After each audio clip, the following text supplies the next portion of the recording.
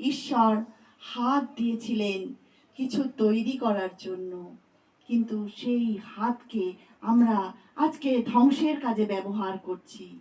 ঈশ্বর হাত দিয়েছিলেন সাহায্য করার জন্য, কিন্তু সেই হাত আজ সবকিছু কেড়ে নিচ্ছে।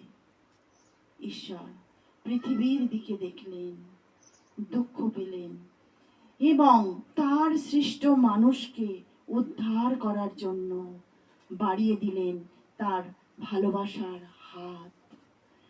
কিন্তু আমরা সেই হাতকে ক্রুশের উপর বিদ্ধ করেছি আর বলেছি, ঈশ্বর তুমি ওখানে থাকো। কিন্তু তিনি থেমে থাকেননি। আজও তিনি পৃথিবীর পথে পথে ঘুরছেন, তার হাত বিস্তারিত করে তিনি অপেক্ষা করছেন। যদি যিশু আসে আপনার সামনে, কি করবেন আপনি তার সঙ্গে? না দেখার ভান করবেন, না শোনার চেষ্টা করবেন? আপনি কি তাকে গ্রহণ করবেন? আপনি কি তাকে ত্যাগ করবেন? পছন্দ আপনার হাতে। ধন্যবাদ।